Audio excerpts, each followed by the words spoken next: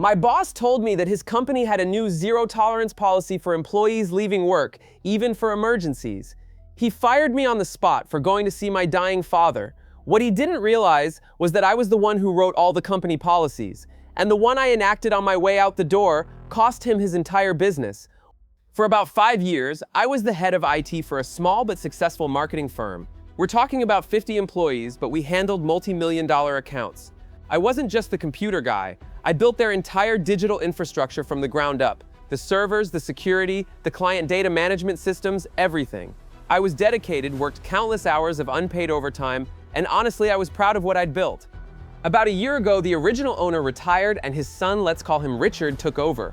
Richard was the classic MBA grad who thought he knew everything. He was obsessed with buzzwords like synergy, optimization, and my personal favorite, disruption. He wanted to disrupt the company culture, which in his mind meant treating employees less like people and more like cogs in a machine.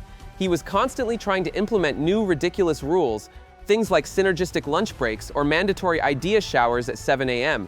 Most fizzled out in a week, but his obsession with creating policies would soon become his downfall. One Tuesday morning, I got a call from my mom. My dad, who had been battling cancer for years, had taken a sudden turn for the worse. The doctor said he only had a few hours. My heart sank. I dropped everything, walked straight into Richard's glass-walled office and told him what was happening. I said, "Richard, I'm so sorry, but I have to go. It's my dad." He barely looked up from his monitor. He took a sip of his overpriced coffee and said, "Look, I'm sorry to hear that, but we have a major client pitch this afternoon. I need you here for IT support." I was stunned. I said, "You don't understand, he's dying, I'm leaving right now." That's when he stood up. He got this smug look on his face and said, "Well, you should know we're implementing a new zero-tolerance attendance policy effective immediately. If you walk out that door, you are voluntarily terminating your employment." I just stared at him. A zero-tolerance policy he'd invented on the spot. I didn't argue, I didn't plead. I just looked him dead in the eye and said, "Okay," and I walked out. I spent the next few hours with my family, holding my father's hand until he passed peacefully. It was heartbreaking, but on the drive home, my grief was mixed with a cold, clear rage, and I started to plan. You see, as the head of IT and a senior manager, I was an administrator for everything. That included the HR software where official company policies were logged. A policy wasn't real until it was in that system. So Richard's verbal threat was just that, a threat. But I decided to make it real. I got home, logged into the company VPN one last time, and went to work. First, I drafted the zero-tolerance attendance policy he mentioned. I made it as draconian as possible. No employee may leave their designated workstation for any reason during work hours without written approval from a C-level executive. Medical and family emergencies are not exempt. It was absurd. I logged it and backdated the effective date to that morning.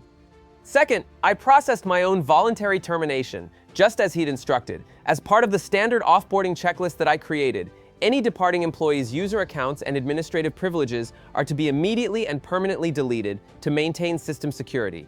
So I followed my own procedure. I deleted my master admin account, my security credentials, and all my system passwords from the company's password manager.